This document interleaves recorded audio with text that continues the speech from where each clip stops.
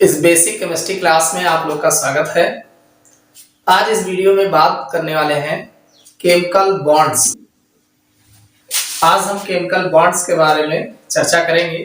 देखिए, जो यौगिक होते हैं या अणु होते हैं या जितने भी तत्व होते हैं, ये सारे तत्व जो है, क्या खास बात इनमें होती है कि ये आपस में जुड़ करके यौगिक बनाते हैं या अणु का निर्माण करते हैं।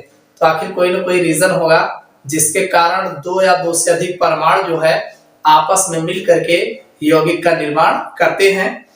तो उस रीजन को हम जानेंगे। तो उसी जिस बल द्वारा आपस में वो बनते हैं, तो वही बल जो होता है वो बंद होता है, उसी बल से वो आपस में बनते हैं। तो इन सारे बलों के बारे में हम चर्चा करेंगे। अगर आप लोग नए हो तो चैनल को सब्सक्राइब कर लीजिएगा ताकि अगले वीडियो का नोटिफिकेशन आपको मिल सके। केमिकल बॉन्ड को हम हिंदी में रासायनिक बंध कहते हैं। केमिकल बॉन्ड्स को हम हिंदी में रासायनिक बंध कहते हैं। तो रासायनिक बंध होते क्या है? देखिए, जब विभिन्न परमाणु आपस में जिस बल द्वारा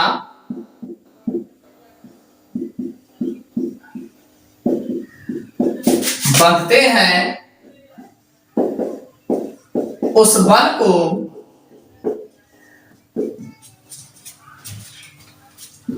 रासायनिक बंध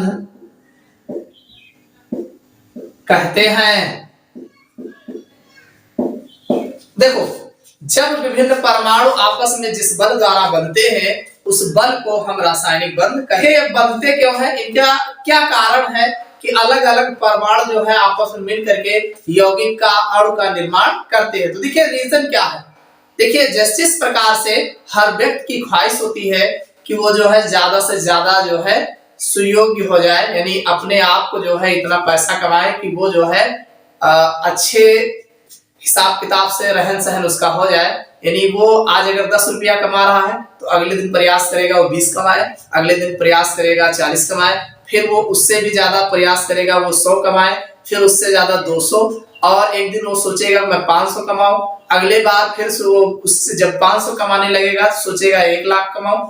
ऐसे ऐसे करके उसकी ख्वाहिशें जो है बढ़ती जाती है। तो क्यों बढ़ती है? क्योंकि उसको रहन सहन यानी समाज में उसको सामंजस्य बैठाने के लिए वो अपने आप को जो है आगे बढ़ाने का प्रयास करते रहते हैं। उसी प्रकार से यहाँ पे जो एलिमेंट्स होते हैं, सारे एलिमेंट देखिए, पीरियोडिक टेबल में 118 एलिमेंट्स हैं। तो सारे एलिमेंट्स केवल उनको छोड़ दीजिए जो अक्रिय गैसें हैं, जो अक्रिय। देखिए, पीरियोडिक टेबल है, देखिए यहाँ पे 0 ग्रुप है जिसमें helium, neon, argon, krypton, xenon और रेडान। और यहाँ पर ये फर्स्ट ए ग्रुप है, बगल में सेकंड ए ग्रुप है, फिर यहाँ पर थर्ड ए है, फिर फोर्थ ए है, फिर फिफ्थ ए है, फिर सिक्स्थ ए है और फिर सेवंथ ए है। इसी तरीके से यहाँ पे फिर थर्ड भी है। यानी इस तरीके से सब डिवाइड है यहाँ पे, जैसे hydrogen, lithium, sodium, potassium, rubidium, caesium और फ्रांसियम।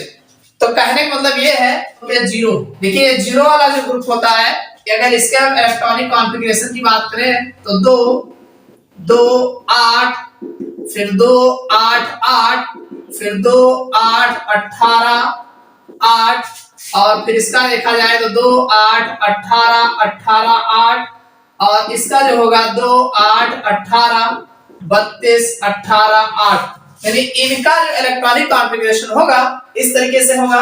अगर हम बात करें यहाँ पे इनके जैसे फर्स्ट ए ग्रुप की, फर्स्ट ए ग्रुप में जितने भी एलिमेंट्स हैं, जैसे सपोज करिए हा, ले, ना, के, रग, शेष, फर। तो यहाँ पे इसका जो इलेक्ट्रॉनिक कॉन्फ़िगरेशन होगा 1 2 1 2 8 1 2 8 8 1, फिर 2 8 18 8 1, और इसका जो होगा 2 8 18 18 8 1, फिर 2 8 18 32 18 8 1। यानी कहने का मतलब इधर का इलेक्ट्रॉनिक कॉन्फ़िगरेशन जो होगा, आउटर सेल्स में 1 इलेक्ट्रॉन आ रहे हैं और इधर वाले के आउटर सेल्स में 8 इलेक्ट्रॉन आ रहे हैं। तो अब जाहिर सी बात है, जैसे जैसे एक एक हम बढ़ते जाएंगे वैसे वैसे इनके आउटर सेल्स में इलेक्ट्रॉनों संख्या 1 से 2 हो जाएगी, 2 से, देखो फर्स्ट ए का जो होगा आउटर सेल्स में 1 इलेक्ट्रॉन आएंगे, सेकंड ए के किनारे वाले सेल्स में 2 इलेक्ट्रॉन आएंगे, थर्ड ए में किनारे वाले में 3 इलेक्ट्रॉन आएंगे, बाहर वाले में, फोर्थ ए में फिर 4 आएंगे, फिफ्थ ए में फिफ्थ आएंगे, सिक्स्थ ए में सिक्स्थ आएंगे, सेवंथ ए में सेवंथ इलेक्ट्रॉन आउटर सेल्स में आएंगे। तो जिनके भी आउटर सेल्स में 1 electron, 2 electron, 3 electron, 4 electron, 5 electron, 6 electron आते हैं, तो वो सब यही चाहते हैं कि उनके आउटर सेल्स में 8 इलेक्ट्रॉन कंप्लीट हो जाए। कहने का मतलब जैसे इनके आउटर सेल्स में 8 इलेक्ट्रॉन है, ऐसे जितने भी पीरियोडिक टेबल में और भी इधर के सारे एलिमेंट्स हैं, वो सारे एलिमेंट्स जो है अपने आउटर सेल्स में 8 इलेक्ट्रॉन को कंप्लीट करना चाहते हैं। ये उनकी ख्वाहिश है, यानी सारे एलिमेंट्स की एक ही ख्वाहिश है कि वो अपने आउटर सेल्स में 8 इलेक्ट्रॉन कंप्लीट कर ले और वो अक्रिय गैसों जैसा हो जाए। ये जो अक्रिय गैस जीरो वर्ग के जो ग्रुप होते हैं, जीरो वर्ग के ग्रुप क्यों कहा गया? क्योंकि ये अक्रिय होते हैं, निष्क्रिय होते हैं, इनके आउटर सेल्स में 8 इलेक्ट्रॉन होते हैं, इनके लेने देने की कोई आवश्यकता नहीं होती, ना तो यौगिक बनाने की कोई आवश्यकता है। भाई जिनको कमी होगी वही तो जो है, जिनको कमी होगी या जिनका ऑक्टेट कंप्लीट नहीं होगा, जिनके आउटर सेल्स में इलेक्ट्रॉन नहीं होंगे, वही दूसरों से अपना जो है लेन देन करेंगे। अब इनके आउटर सेल्स में बैलेंसी जो है 8 इलेक्ट्रॉन होते हैं, तो 8 इलेक्ट्रॉन होने के कारण ये किसी से लेन देन नहीं करते। बाकी इधर के जितने भी एलिमेंट्स होते हैं, किसी के 1, किसी को 2, किसी को 3, किसी को 4, किसी के 5, किसी के 6, किसी के 7, तो सब लोग यही चाहते हैं कि वो अपने आउटर सेल्स में 8 इलेक्ट्रॉन को पूरा कर ले, ऑक्टेट कंप्लीट कर ले। ऐसी ऑक्टेट कंप्लीट करने के चक्कर में वो आपस में संयोग करते हैं, लेन देन करते हैं, जैसे तैसे करके वो अपने आउटर सेल्स में 8 इलेक्ट्रॉन पूरा करना चाहते हैं। तो इसी 8 इलेक्ट्रॉन को ऑक्टेट कंप्लीट करने के चक्कर में ही वो आपस में जुड़ते हैं, यानी जो बंध बनाते हैं, बंध बनाने का काम जो है उसी 8 इलेक्ट्रॉन को पूरा करने के चक्कर में ही करते हैं। अब वो उस 8 इलेक्ट्रॉन किस तरीके से पूरा करते हैं, कौन कौन सा बॉन्ड बनाते हैं, इसके बारे में हम देखेंगे। हमने क्या कहा कि जब विभिन्न परमाणु आपस में जिस बल द्वारा आपस में बंधते हैं, उस बल को ही रासायनिक बंध कहते हैं। रासायनिक बंध यानी अब कोई ना कोई भाई 2 परमाणु है, जैसे सपोज करिए H है और दूसरा H है, अब आपस में जुड़ करके H2 का निर्माण कर रहा है, तो H2 अणु है। ये कौन है? ये अणु है। तो अणु बन गया, जुड़ गया, तो कैसे जुड़ गया? आखिर ये दोनों आपस में किसी न किसी के द्वारा जो है बंधे हुए होते हैं, तो जिस बल द्वारा बंध रहे हैं वही बल जो होता है वो बंध कहलाता है। और चूंकि ये रासायनिक प्रक्रिया के फलस्वरूप बन रहे हैं, इसीलिए इसे रासायनिक बंध कहते हैं। अब वह कौन कौन सा बल होता है, बल को ही बंध कहा जाता है। देखिए, परमाणु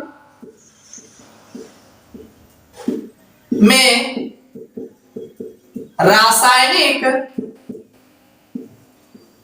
बंध 3 प्रकार के होते हैं।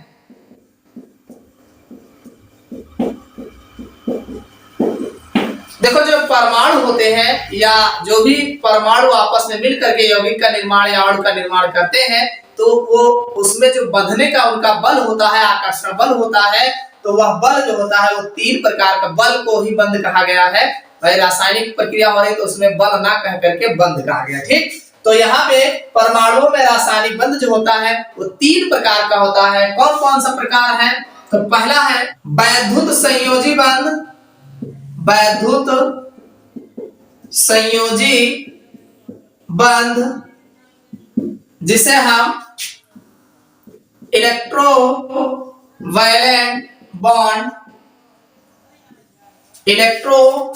बॉन्ड कहा जाता है। दूसरा है सह संयोजी बंध, जिसे कोवैलेंट बॉन्ड कहा जाता है। यानी एक तो है वैद्युत संयोजी बंध, जिसे हम इलेक्ट्रोवैलेंट बॉन्ड बोलते हैं, दूसरा है सह संयोजी बंध, जिसे हम जो है कोवैलेंट बॉन्ड बोलते हैं, और तीसरा जो है उप सह संयोजी बंध, जिसे हम को ऑर्डिनेट बॉन्ड कहा जाता है। तीसरे प्रकार का जो बंध होता है वो उप सह संयोजी बंध, जिसे हम कोऑर्डिनेट बॉन्ड कहते हैं। तो ये जो बंधने का यानी परमाणु को आपस में बंधने का तरीका है वो तीन तरीके से आपस में बनते हैं। एक तो वैद्युत संयोजी बंध है जिसे हम इलेक्ट्रोवैलेंट बॉन्ड बोलते हैं, अगला है सह संयोजी बंध जिसे हम कोवैलेंट बॉन्ड बोलते हैं, तीसरा है उप सह संयोजी बंध जिसे हम कोऑर्डिनेट बॉन्ड कहते हैं। अब इन तीनों को हम बारी बारी करके देखेंगे। अब हम बात करेंगे वैद्युत संयोजी बंध, इलेक्ट्रोवैलेंट बॉन्ड कहा जाता है। अब ये वैद्युत संयोजी बंध होते क्या है, देखिए जब परमाणुओं के मध्य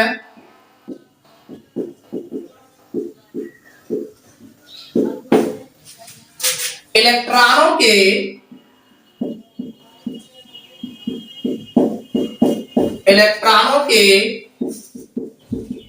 स्थानांतरण जिसे हम ट्रांसफर के द्वारा बंध का निर्माण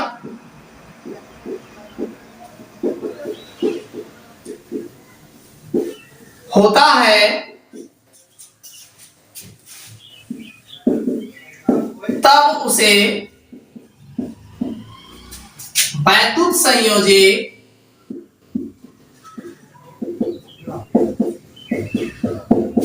बंध कहते हैं। देखिए लिखा है वैद्युत संयोजी बंध, वैद्युत आवेश या तो धन आवेश होगा या तो ऋण आवेश होगा। आवेश जो होते हैं, जो केमिस्ट्री में आवेश होता है दो प्रकार का, एक भाई आवेश आप जानते हो, एक तो धन आवेश होता है, दूसरा ऋण आवेश। तो जब आवेश का निर्माण होता है यानी यौगिक के बनने में जब आवेश का निर्माण होता है तो उसे हम तब वहां पे वैद्युत संयोजी बंध होता है। देखिए लिखा है कि जब परमाणुओं के मध्य यानी दो परमाणु अगर है तो दोनों परमाणुओं के मध्य क्या हो रहा है, इलेक्ट्रॉनों के स्थानांतरण यानी इलेक्ट्रॉन जो है स्थानांतरित हो रहा है, एक दे रहा होगा दूसरा ले रहा होगा, यानी इलेक्ट्रॉनों का स्थानांतरण के द्वारा बंध का निर्माण होता है। और जब इलेक्ट्रॉन आपस में स्थानांतरित होते हैं, लेन देन करते हैं, तो उनमें भी एक आकर्षण बल उत्पन्न होता है, उसी आकर्षण बल द्वारा आपस में बंध जाते हैं। तो लिखा है कि ट्रांसफर के द्वारा बंध का निर्माण होता है, तब उसे वैद्युत संयोजी बंध कहते हैं। एग्जांपल्स की अगर हम बात करें, जैसे सपोज करें ये Na है और दूसरा ये Cl है, ये सोडियम परमाणु है, सोडियम एटम जिसे हम सोडियम का परमाणु कहते हैं, सोडियम परमाणु है। ये क्लोरीन परमाणु है, क्लोरीन एटम। अब देखिए सोडियम का जो इलेक्ट्रॉनिक कॉन्फ़िगरेशन होता है 281, आप जानते हैं सोडियम के पास 11 इलेक्ट्रॉन होता है ना, सोडियम जो है इसके पास 11 इलेक्ट्रॉन होता है। तो 11 इलेक्ट्रॉन का 2 8 10 1 11 इलेक्ट्रॉनिक कॉन्फ़िगरेशन करोगे तो 2 8 1 आएगा, कंफर्म है। तो इसके पास जो है आउटर शेल में 1 इलेक्ट्रॉन है। अब क्लोरीन एटम की अगर आप बात करोगे तो इसका 17 होता है, 2 8 7 क्लोरीन एटम जो होता है इसका परमाणु क्रमांक 17 होता है और इसका इलेक्ट्रॉनिक कॉन्फ़िगरेशन करोगे 2 8 1 आएगा, ठीक। अब ये क्या चाहता है, सोडियम क्या चाहता है कि अपना 1 इलेक्ट्रॉन लेके जो बोझा ढो रहा है इसको किसी को दे दे, और जब देगा तो इसके ऊपर एक धन आवेश जो है क्रिएट हो जाएगा। यानी ये अपना इसके आउटर शेल्स में 1 इलेक्ट्रॉन है। देखो किसी के आउटर शेल्स में 1 इलेक्ट्रॉन 2 इलेक्ट्रॉन या 3 इलेक्ट्रॉन तक होता है तो वो इजीली जो है दे देता है, किसी को दे देता है, और जितना वो देता है उतना उसके ऊपर धन आवेश क्रिएट होता है। अब यहाँ पे इनके पास जो है 2 8 7 इलेक्ट्रॉन है, तो 7 इलेक्ट्रॉन है तो ये तो नहीं चाहेंगे कि अपना 7वां इलेक्ट्रॉन दे देंगे, क्यों? क्योंकि 7 है, इनको एक ही की कमी है, तो ये चाहेंगे कि एक इनको बाहर से कहीं से मिल जाए तो अपना ये अष्टक पूरा कर ले। देखो ये जब 1 इलेक्ट्रॉन कहीं से लाएंगे तो इनका 8 कंप्लीट हो जाएगा, तो इनका इलेक्ट्रॉनिक देखो आउटर शेल में इनके 8 इलेक्ट्रॉन पूरे हो जाएंगे, अंदर वाले में सब भरे हुए हैं। यहाँ पर क्या है कि ये अपना एक इलेक्ट्रॉन जब दे देंगे तो जब एक इलेक्ट्रॉन देंगे तो इनका बाहर वाला खत्म हो जाएगा, तो यहाँ 8 इलेक्ट्रॉन निकल पूरा हो जाएगा। तो ये अपना स्टेप जो है एक इलेक्ट्रॉन दे के पूरा कर रहे हैं और ये एक इलेक्ट्रॉन अपना लेकर के पूरा कर रहे हैं। तो ये जब देंगे तो इनके ऊपर धन आवेश क्रिएट होगा और जब ये लेंगे तो इनके ऊपर ऋण आवेश क्रिएट होगा। क्योंकि ये एक इलेक्ट्रॉन ले रहे हैं तो इनके ऊपर एक नेगेटिव चार्ज क्रिएट होगा और ये दे रहे हैं तो धन आवेश। तो धन आवेश और ऋण आवेश जहां पर उत्पन्न होता है तो आपस में वो आकर्षण बल द्वारा जो है बंध जाते हैं। तो इनको अगर देखा जाए तो ये जो है क्या एक इलेक्ट्रॉन ऐसे दिखा रहे हैं और 1 2 3 4 5 6 7 7 इलेक्ट्रॉन ये हो गया। अब ये एक इलेक्ट्रॉन इनको देंगे, ये बन जाएगा Na पॉजिटिव और Cl नेगेटिव या इसी को NaCl कहते हैं। इनका जो हो जाएगा 2 8 इनका इलेक्ट्रॉनिक कॉन्फ़िगरेशन और इनका 2 8 8 हो जाएगा। एक इलेक्ट्रॉन ये दे दिए और ये Cl जो है एक इलेक्ट्रॉन ले लिया तो इनको देने के बाद जो है इनके ऊपर एक पॉजिटिव चार्ज क्रिएट हो गया और लेने के बाद एक नेगेटिव चार्ज क्रिएट हो गया। अब ये पॉजिटिव नेगेटिव आपस में आकर्षण बल द्वारा बन जाते हैं जिससे जो है NaCl का निर्माण होता है। ये जो बना है इसको बोलते हैं सोडियम क्लोराइड।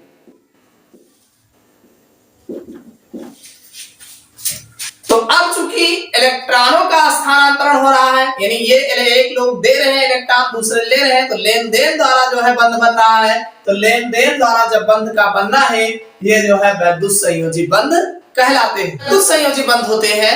वैद्युत संयोजी बंध में आपने देखा आयन क्रिएट हो रहे हैं, धन आयन और ऋण आयन, और आयन बनने के बाद आपस में जुड़ रहे हैं, यानी आयनों के द्वारा आकर्षण बल उत्पन्न हो रहा है। पॉजिटिव और नेगेटिव जहां होगा जाहिर सी बात है आकर्षण बल लगेगा।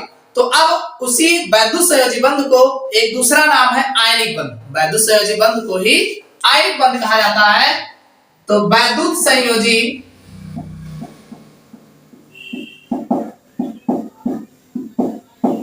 बंध या इसी को आयनिक बंध कहा जाता है।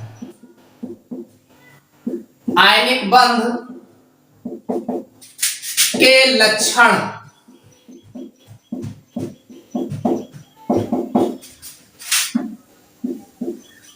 देखो, वैद्युत संयोजी बंध कहिए चाहे आयनिक बंध कहिए, चूंकि आयन बन रहा है तो आयन बनने के कारण इसको आयनिक बंध कहा गया। तो आयनिक बंध कहिए। अब इनके लक्षण कौन कौन से हैं? देखिए, पहला लक्षण जो है इसको ध्यान रखिएगा, बहुत पूछे जाते हैं। देखो, जो आयनिक यौगिक होते हैं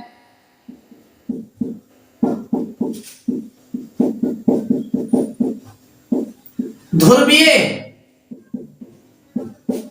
विलायक में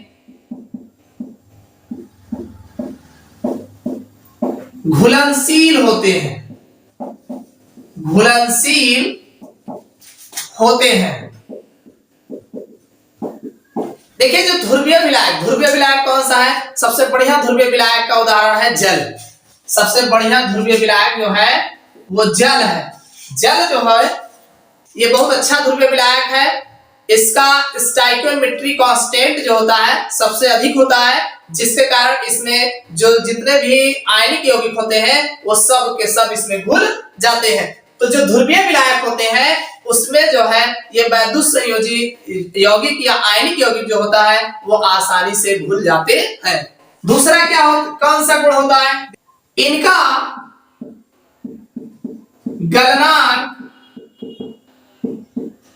तथा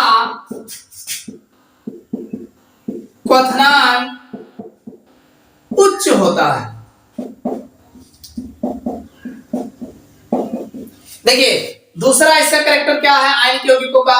दूसरा इनका कैरेक्टर है इनका गलनांक तथा क्वथनांक उच्च होता है। यानी जो आयनिक यौगिक होते हैं, आयनिक यौगिकों का जो गलनांक और क्वथनांक होता है वो और दोनों की अपेक्षा, यानी सहसंयोजक और उपसहसंयोजक यौगिकों की अपेक्षा उच्च होता है। सबसे अधिक इनका गलनांक और क्वथनांक होता है। अगला क्या है? इनका जलीय विलयन विद्युत का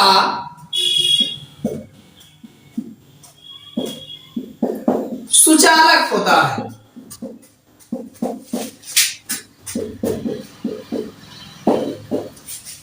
देखिए, जो आयनिक यौगिक होते हैं, आयनिक यौगिकों को जब जल में घोला जाता है तो इनका जो जलीय विलयन बनता है, जलीय विलयन विद्युत का सुचालक होता है। यानी जलीय विलयन जो होते हैं, आयनिक यौगिकों के जो जलीय विलयन होते हैं वो विद्युत के सुचालक होते हैं, उसमें धारा प्रवाहित की जा सकती है। भाई जिसमें आयन बनेगा, घुलने पर वो धन आयन और ऋण आयन बनेगा, तो धन आयन ऋण आयन जहां होगा वहां धारा प्रवाह होना स्वाभाविक है। अगला इनका जो गुण है, ये आयनिक क्रिया देते हैं।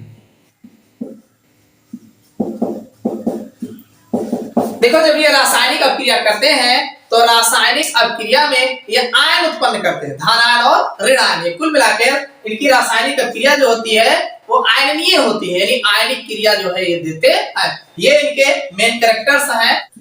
अगला है सहसंयोजी बंध, जिसे कोवैलेंट बॉन्ड कहा जाता है। सहसंयोजी बंध, इसी को कोवैलेंट बॉन्ड, बंध को ही बंधन कहा जाता है। ठीक है, इसको अलग से मत जानिएगा, कहीं कहीं बंध मिलेगा, कहीं कहीं बंधन मिलेगा। ठीक है, जैसे मिलेगा सब एक ही है। तो सहसंयोजी बंध या इसी को कोवैलेंट बॉन्ड कहते हैं। तो सहसंयोजी बंध क्या होते हैं कि जब दो परमाणुओं के मध्य इलेक्ट्रॉनों की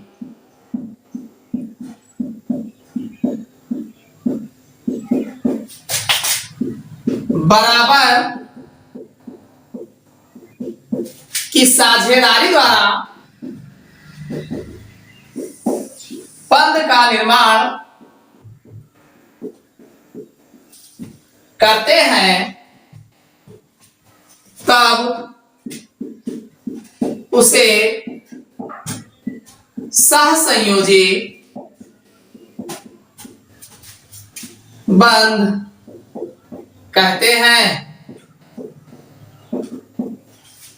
यानी जब दो परमाणु आपस में जो है बड़ा इलेक्ट्रॉनों की, किसकी, इलेक्ट्रॉनों की देखिए आपस में किसकी साझेदारी है, अरे बाहर उनके पास इलेक्ट्रॉन ही होता है, इलेक्ट्रॉनों के द्वारा तो आपस में बंध रहे हैं, चाहे लेन देन करके बंधे चाहे साझा करके बंधे। तो यहाँ पे वही लिखा है कि जब दो परमाणुओं के मध्य इलेक्ट्रॉनों की बराबर की साझेदारी, यानी इलेक्ट्रॉन की आपस में जो है बराबर की साझेदारी द्वारा बंधों का निर्माण करते हैं, तो इस तब उसे हम सहसंयोजी बंध कहते हैं। सह मतलब साझा, वैसा हम सह कर रहे हैं ना, सहभाग कर रहे हैं, आपस में साझा कर रहे हैं। तो कहेगा जितना मेरा इलेक्ट्रॉन रहेगा उतना तुम्हारा रहेगा, तो दोनों आपस में मिल करके और दोनों लोग अपना ऑक्टेट यानी आउटर सेल्स में 8 इलेक्ट्रॉन को पूरा करते हैं। तो अब चूंकि अब बराबर के साझा करेंगे और साझेदारी द्वारा बंध का निर्माण करते हैं, तो उसे सहसंयोजी बंध कहते हैं। अगर इसे हम एग्जांपल्स की बात करें, ये क्लोरीन है Cl, आप जानते हैं क्लोरीन जो परमाणु होता है इसके पास 17 इलेक्ट्रॉन होते हैं, 2 8 7। भाई क्लोरीन परमाणु के पास 17 इलेक्ट्रॉन होते हैं, इसका इलेक्ट्रॉनिक कॉन्फ़िगरेशन 2 8 7 होता है। अब ये 2 8 7 आउटर सेल्स में इसके 7 इलेक्ट्रॉन है, तो इस 7 इलेक्ट्रॉन देखिए 1 2 3 4 5 6 7, यानी आउटर सेल्स के 7 इलेक्ट्रॉन ये हो गया। अब ये दूसरा क्लोरीन परमाणु है और इसके पास भी आउटर सेल्स में जो है 7 इलेक्ट्रॉन है, 1 2 3 4 5 6 7। देखो एक क्लोरीन एटम ये हो गया, ये क्लोरीन परमाणु है, क्लोरीन परमाणु, और ये भी क्लोरीन परमाणु है।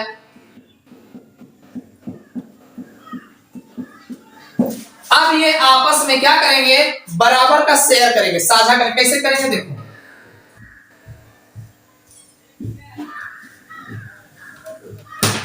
एक क्लोरीन ये हो गया, दूसरा क्लोरीन ये हो जाएगा।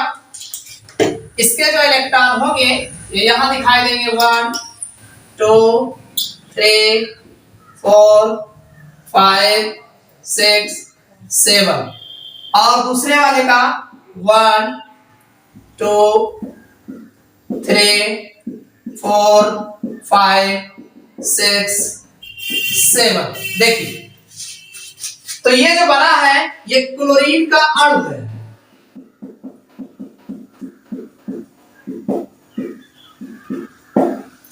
अब देखिए अगर इसको हम इतना ढक ले इधर वाला, केवल हम इस सर्किल की बात करें, इस पूरे सर्किल की बात करें तो पूरे सर्किल में आप चेक कर लीजिए 2 2 4 2 6 और 2 8 8 इलेक्ट्रॉन उस क्लोरीन का हो गया।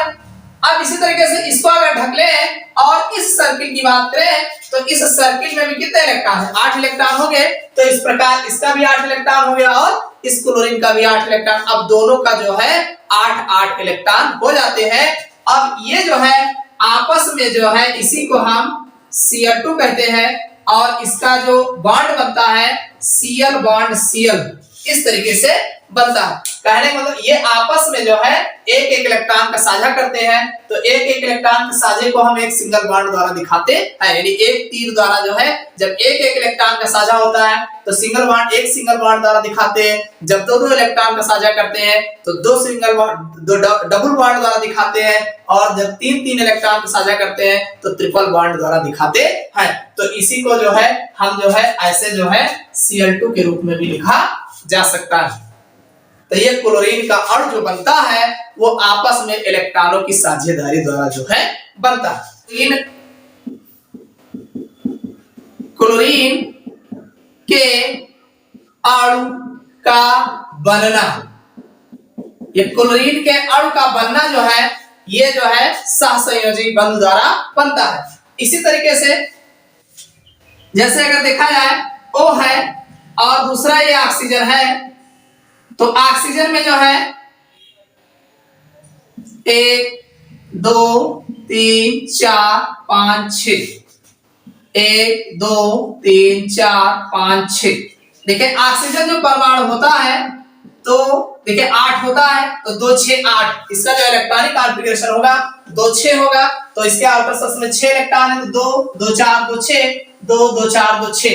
अब ये आपस में क्या करेगा इस तरीके से जो है 1 2 3 4 5 6 1 2 3 4 5 6 ये दोनों मिल करके ये ऑक्सीजन अणु का निर्माण करते हैं। या इसी को जो है O डबल बॉन्ड O या इसी को O2 जो है कहा जाता है। बॉन्ड O या O2 इसी है ऑक्सीजन का अणु। ऑक्सीजन का अणु।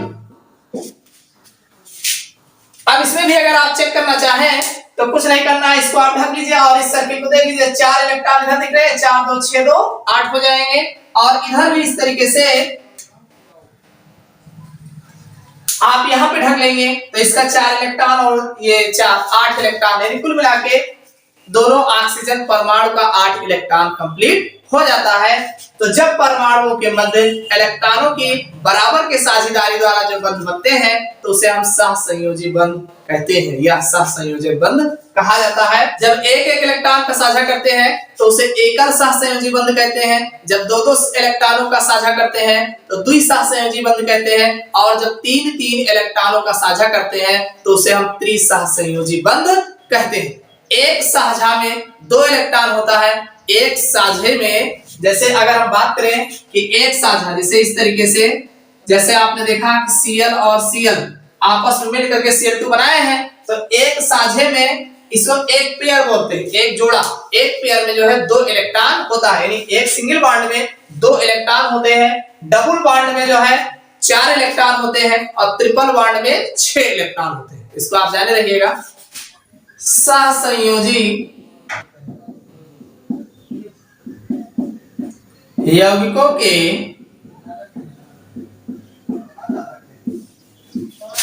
गुण।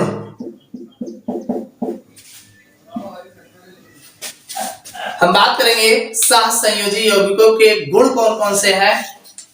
तो सबसे पहला गुण है देखिए जो सहसंयोजी यौगिक होते हैं, सहसंयोजी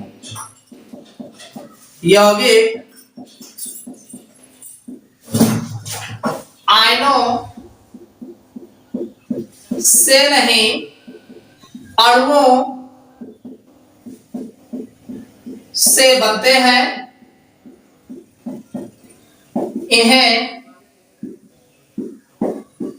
आणविक यौगिक कहा जाता है। इन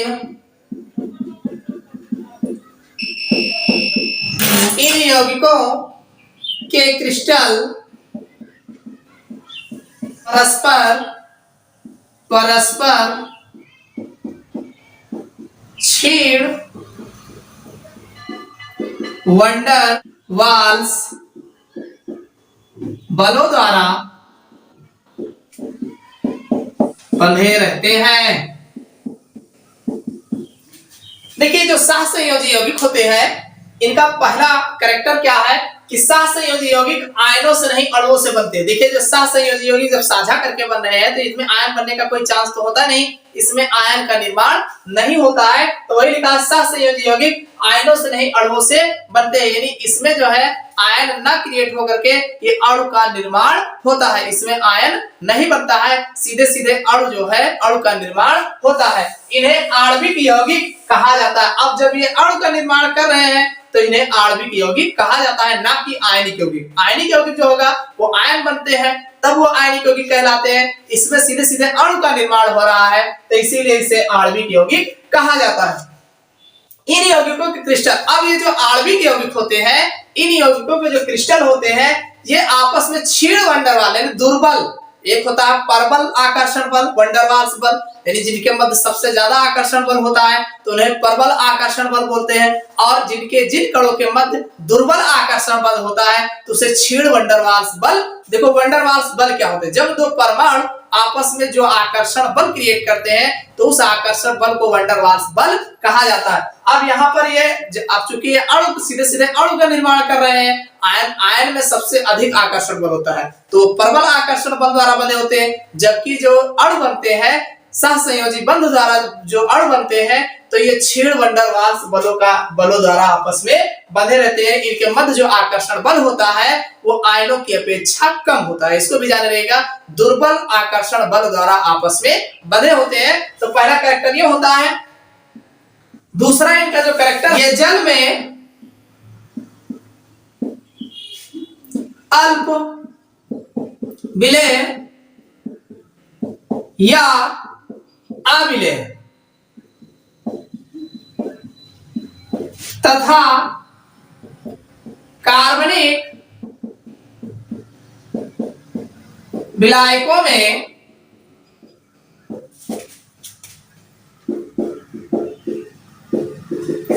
पूर्ण विलय होते हैं। देखिए जो ये सहसंयोजी यौगिक होते हैं, सहसंयोजी यौगिक बनते हैं अणु बनते हैं, इसमें जल में अल्प विलय, देखो ये जल में अल्प विलय या थोड़ा बहुत विलय होते हैं या बिल्कुल नहीं विलय होते हैं, मान के चले अविलय, तो इसी को कहा गया है जल में अल्प विलय या अविलय तथा जो देखो जल में नहीं घुलेगा वो कहां घुलेगा, कार्बनिक विलायक में घुलता है। कार्बनिक विलायक क्या होता है, जो कार्बनिक यौगिक होते हैं, जैसे क्लोरोफॉर्म है, ईथर है, बेंजीन है, अल्कोहल है, ठीक है। तो ये सब कार्बनिक विलायक के रूप में काम करते हैं। कार्बन टेट्राक्लोराइड CCl4, तो ये जो है तो ही लिखा है कि तथा कार्बनिक विलायकों में पूर्ण विलय होते हैं, जो अणु होते हैं आणविक यौगिक होते हैं, तो साझा वाले जो यौगिक होते हैं वो जल में नहीं घुलते, जल में बिल्कुल अविलय विलय होते हैं तथा ये जो है कार्बनिक विलायकों में पूर्ण विलय होते हैं। अगला इनका जो कैरेक्टर है, इनका गलनांक व क्वथनांक वैद्युत संयोजी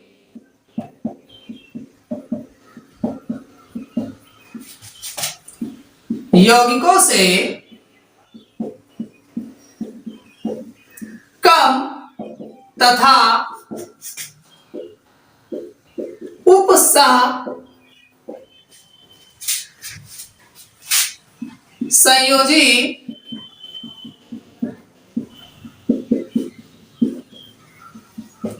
यौगिकों से अधिक होता है।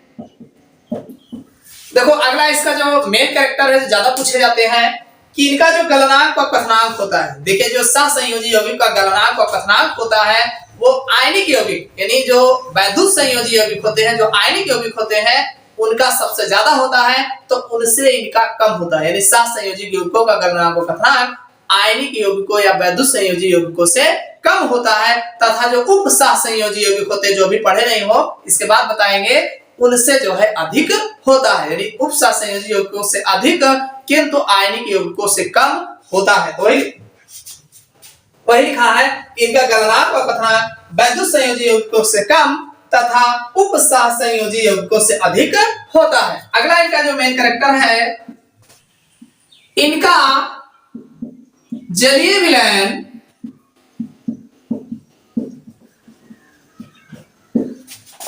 विद्युत का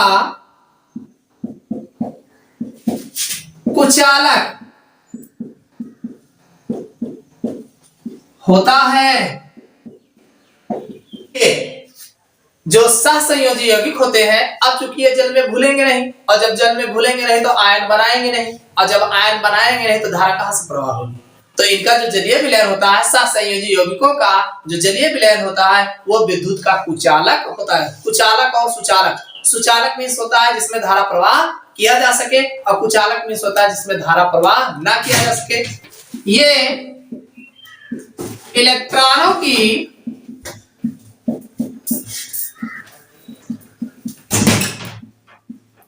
साझेदारी द्वारा बनते हैं। यानी अगला कैरेक्टर है कि ये इलेक्ट्रॉनों की जो है वो साझा करके बनते हैं। अगला जो इनका है कि सहसंयोजक यौगिकों में अभिक्रिया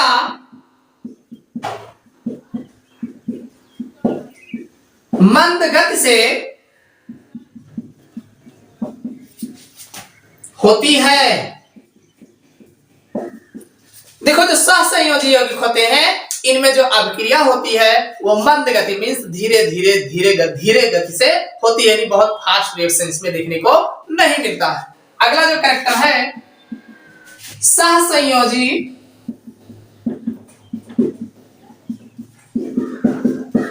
यौगिकों की निश्चित दिशा के कारण इनके यौगिकों का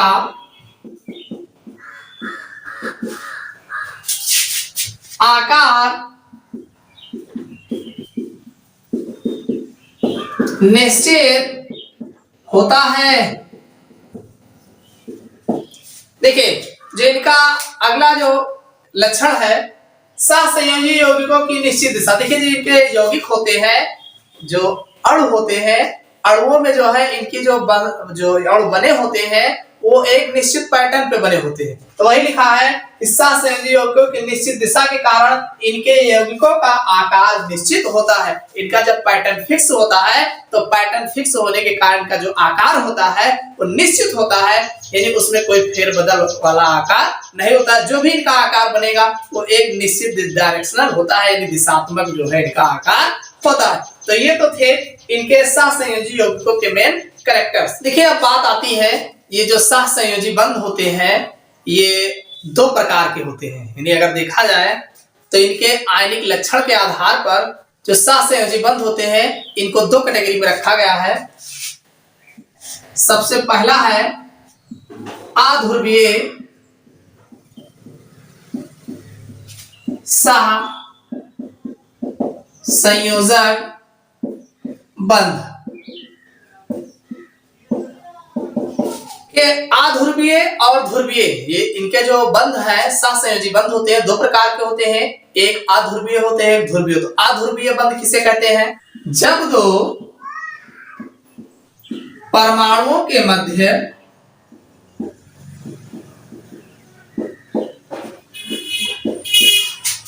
विद्युत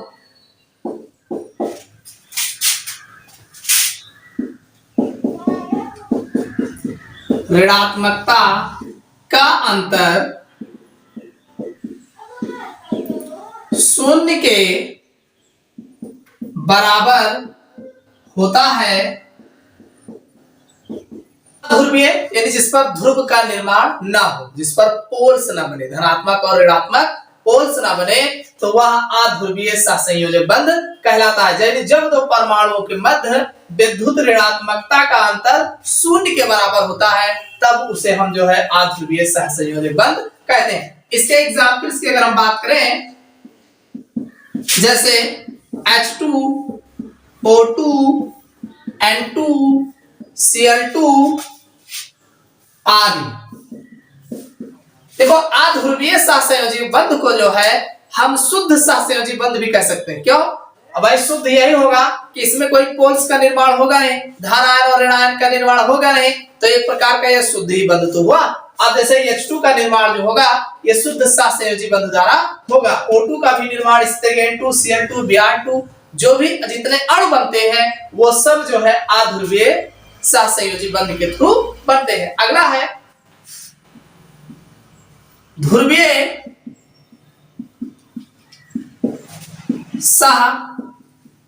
सहसंयोजी बंध, जिसे हम पोलर कोवैलेंट बॉन्ड भी कहा जाता है, और इसको नॉन पोलर कोवैलेंट बॉन्ड, अध्रुवीय नॉन पोलर कोवैलेंट बॉन्ड, ध्रुवीय पोलर कोवैलेंट बॉन्ड कहा जाता है। अब इसमें कब ये ध्रुवीय होते हैं? जब दो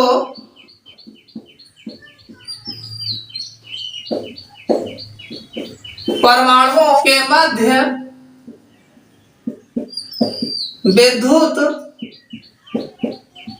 ऋणात्मकता का अंतर काफी अधिक होता है,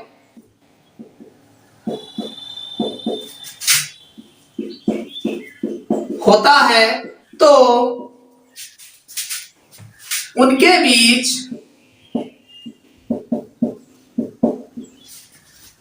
आयनिक अथवा ध्रुवीय सहसंयोजी बंध का निर्माण होता है। देखिए जब दो परमाणुओं के मध्य जो है विद्युत ऋणात्मकता यानी जो इलेक्ट्रोनेगेटिविटी है, विद्युत ऋणात्मकता का अंतर काफी ज्यादा हो जाता है, बढ़ जाता है, तो वो जो है ध्रुवीय यानी आयनिक यौगिक का निर्माण करते हैं, जिसे हम ध्रुवीय सहसंयोजी बंध कहते हैं। एग्जांपल्स की बात करें, जैसे HF hydrogen fluoride, HCl, HBr आदि। इसके जो एग्जांपल्स है, जैसे HF है हाइड्रोजन फ्लोराइड, ये जो है ध्रुवीय सहसंयोजी बंध है। HCl ये भी ध्रुवीय सहसंयोजी बंध है। HBr ये भी ध्रुवीय सहसंयोजी बंध है। ये एग्जाम में बहुत पूछे जाते हैं, इसको आप ध्यान रखिएगा। इनके जो विद्युत ऋणात्मकता का अंतर होता है, इसको याद रखिएगा, विद्युत ऋणात्मकता का अंतर 1.9 से कम। देखिए इसको ध्यान रखिएगा, यानी इनका जो विद्युत ऋणात्मकता का अंतर होता है 1.9 से कम होता है, तब ये जो है ध्रुवीय सहसंयोजी बंध का निर्माण करते हैं। अब कौन कौन से आते हैं? जैसे HF है, HCl है, HBr है, ये सब ध्रुवीय सहसंयोजी बंध के अंतर्गत आते हैं। ये दोनों बहुत पूछे जाते हैं, ये HCl और HBr जो है बहुत पूछा जाता है। अगला जो इसका है रासायनिक बंध तीसरा, उप सहसंयोजी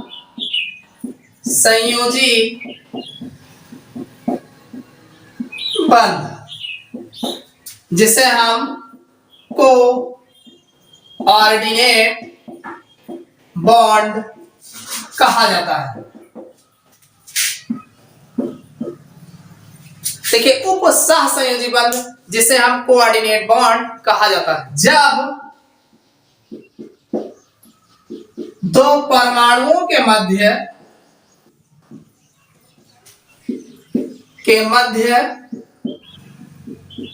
एक इलेक्ट्रॉन की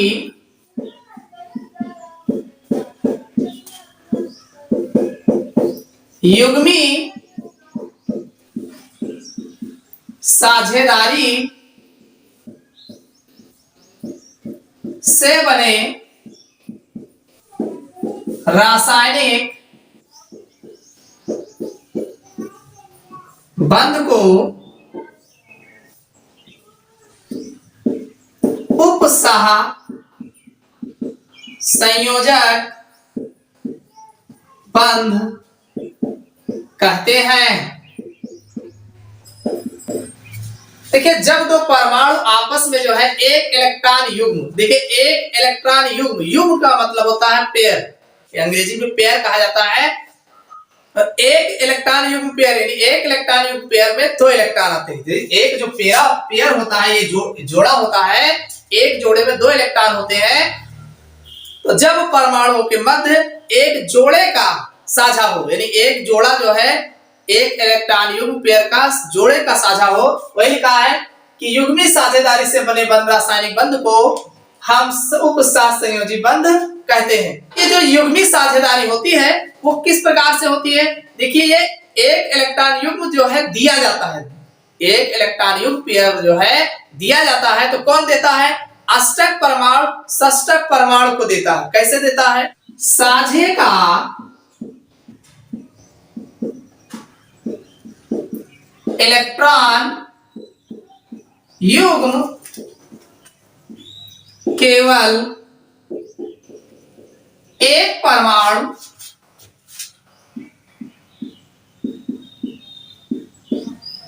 द्वारा दिया जाता है। ये जो युग्मी साझेदारी होती है, तो युग्मी साझेदारी में देखिए एक जो है दूसरे को देता है, एक डोनर होता है और दूसरा एक्सेप्टर होता है, यानी एक देता है और दूसरा लेता है। ऐसा नहीं कि वो दे रहा है और ले रहा, वो दे, आपस में लेन देन कर रहे हो, ऐसा कुछ नहीं। एक लोग दूसरे को देते हैं और दे करके जो है एक इलेक्ट्रॉन युग्म जो है दे करके साझा करते हैं, और इस प्रकार के साझे को जो है हम उपसह संयोजी बंध कहते हैं। इसको हम अगर हम एक दूसरी भाषा में समझे तो इसको बोलते हैं फूंक मार करके जो बंध बनाना। यानी वो कहेगा कि मैंने आपको, वो कहेगा मुझे भी अपने साथ जोड़ लो, तो कहेगा मेरे पास जगह नहीं, तो कहेगा मैं जुड़ूंगा, जरूर जुड़ूंगा, चाहे जैसे जुड़ूंगा, तो कहेगा ठीक है हम तुम्हें दो इलेक्ट्रॉन देते हैं। वो केवल जुबान से कहेगा और वो पा भी जाएगा, और इनके अंदर कोई कमी भी नहीं होगी जो दे रहे हैं, और लेने वाले को मिल भी जाएगा। इस तरीके से वो फूंक मार वाला जो है उपसह संयोजी बंध बनाएंगे। कैसे बनाएंगे हम देखेंगे इनको। इसको अगर ये ना समझ में आए कि दूसरी परिभाषा है, उसको आप समझ सकते हैं, हाँ कर लीजिए। ये ना समझ में आया हो तो ये समझ में आ जाएगा, तुरंत समझ में आएगा। अष्टक परमाणु से षष्टक परमाणुओं को दो इलेक्ट्रॉन देकर उपसह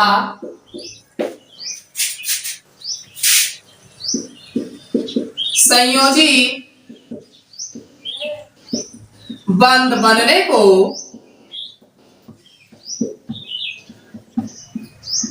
उपसह संयोजी बंध कहते हैं। इलेक्ट्रॉन युग्म देने वाले परमाणु को दाता तथा इलेक्ट्रॉन युग्म लेने वाले परमाणु को ग्राही कहते हैं। इस प्रकार के बंध को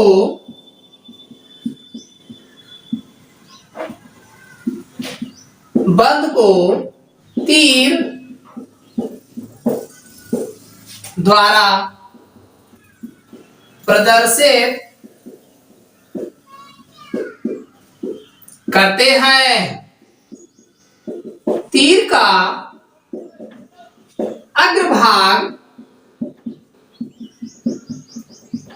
ग्राही की ओर होता है। चलिए अब इसको समझ लेते हैं। देखिए अष्टक परमाणु का मतलब होता है जिनके आउटर सेल्स में 8 इलेक्ट्रॉन होते हैं। अभी हमने कहा ना, जैसे जिन परमाणुओं के बाहर वाले कोष में 8 इलेक्ट्रॉन पूरा हो जाते हैं और सबकी ख्वाहिश है, जितने भी परमाणु होते हैं सब परमाणुओं की एक ही ख्वाहिश है, वो अपने आउटर सेल्स में 8 इलेक्ट्रॉन को पूरा करना चाहते हैं। उसी के चक्कर में तो लगे हैं, दूसरों से लेन देन साझा जो भी जैसे तैसे करके आपस में जुड़ रहे हैं। भाई वो सबकी एक ही ख्वाहिश होती है, जैसे हर व्यक्ति की ख्वाहिश होती है कि अमीर बन जाए, यानी अच्छे पैसे वाले बन जाए। तो बस ऐसे परमाणुओं की भी ख्वाहिश है कि वो भी जो है अपने आउटर सेल्स में जो है 8 इलेक्ट्रॉन पूरा कर ले जाए। तो यहाँ पे वही लिखा है कि अष्टक परमाणु का मतलब हुआ जिस परमाणु के आउटर सेल्स में 8 इलेक्ट्रॉन पूरा हो गया हो, उसे हम अष्टक परमाणु कहते हैं। आगे दिया है षष्टक परमाणु का मतलब जिनके आउटर सेल्स में 6 इलेक्ट्रॉन, 8 इलेक्ट्रॉन हो जिसके आउटर सेल्स में, और षष्टक परमाणु मतलब जिसके आउटर सेल्स में 6 इलेक्ट्रॉन, 2 की कमी हो गई इनको। तो वही लिखा है कि अष्टक परमाणु से षष्टक परमाणुओं को अब जिनको 2 इलेक्ट्रॉन की कमी होगी तो 2 इलेक्ट्रॉन लेगा ना, और जिनका पूरा है वो देंगे। लेकिन समस्या ये है कि जो दे रहे हैं उनका कम भी नहीं हो रहा है और जो ले रहे हैं उनका पूरा हो जा रहा है। ये बात है यहाँ पे, इसको ध्यान दीजिएगा। अष्टक परमाणु से षष्टक परमाणुओं को 2 इलेक्ट्रॉन देकर उपसहसंयोजी बंध बनने को, यानी जो ये उपसहसंयोजी बंध बना रहे हैं, एक दे रहा है दूसरा ले रहा है, लेकर के उपसहसंयोजी बंध बनाने को उपसहसंयोजी बंध कहते हैं। उपसहसंयोजी बंध बनने को ही उपसहसंयोजकता या उपसहसंयोजी बंध कहते हैं। अब इसमें होता क्या है, देखिए इलेक्ट्रॉन युग्म देने वाले, अब इसमें एक दे रहा है और दूसरा ले रहा है। युग्म एक युग्म में 2 इलेक्ट्रॉन होता है, एक पेयर में 2 इलेक्ट्रॉन होता है। यहाँ सीधा सीधा युग्म दे रहा है, 2 इलेक्ट्रॉन दिया जा रहा है और वो 2 इलेक्ट्रॉन ग्रहण कर रहा है। तो कह रहा है देने वाले परमाणु को दाता, अब जो देगा वो दाता होगा ना भाई, जो दान देगा वही तो दाता होगा, और जो लेगा वो ग्राही होगा, वो ऋणी होगा। तो यही कह रहा है देने वाले परमाणु को दाता तथा इलेक्ट्रॉन युग्म लेने वाले परमाणु को ग्राही कहते हैं। यानी देने वाले परमाणु को दाता कहेंगे और लेने वाले परमाणु को ग्राही परमाणु कहेंगे। अब आगे दिया है इस प्रकार के बंध को हम कैसे प्रदर्शित करोगे।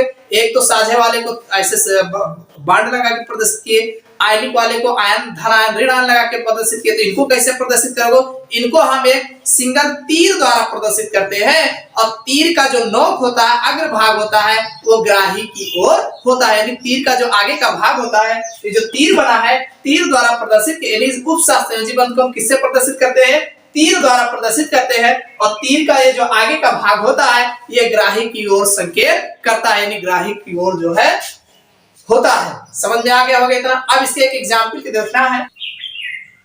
H2SO4 का निर्माण, हमने जो एग्जाम्पल लिया है यूरिक अम्ल के बनने, यानी H2SO4 किस प्रकार से बना हुआ है, इसको हम देखेंगे। इसी में बताएंगे उपसहसंयोजी बंध कौन है। ये S है, ये S हो गया, इसके चारों तरफ जो है O लगा है,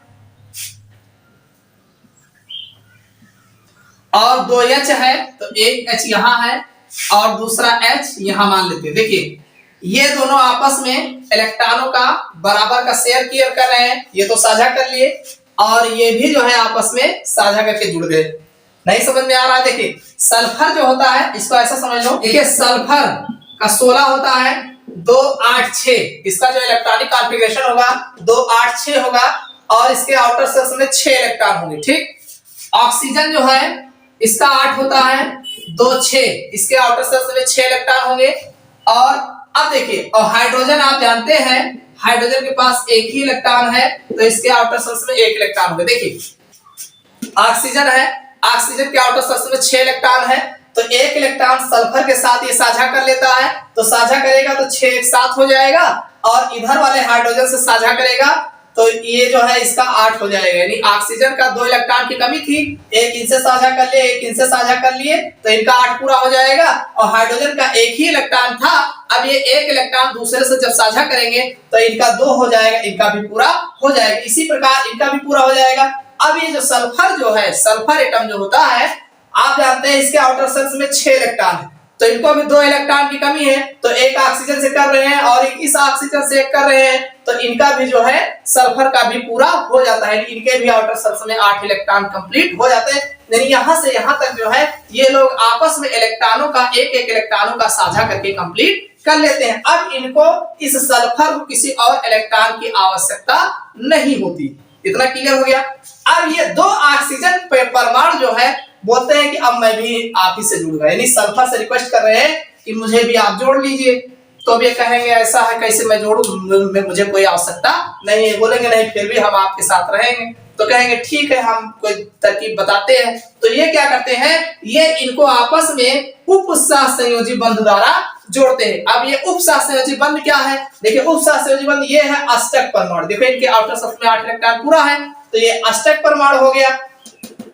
अब ऑक्सीजन के आउटर शेल्स में 6 इलेक्ट्रॉन है, 2 इलेक्ट्रॉन की कमी है, तो इनको षष्टक परमाणु कह रहे हैं। अब ये इनको इलेक्ट्रॉन दे रहा। अब मजे की बात ये है कि इनके पास इलेक्ट्रॉन की कमी भी नहीं हो रही, यानी ये दे रहे हैं और कम भी नहीं हो रहा है, और ये ले लिए और इनको मिल भी गया, 2 इलेक्ट्रॉन इनको मिल गया।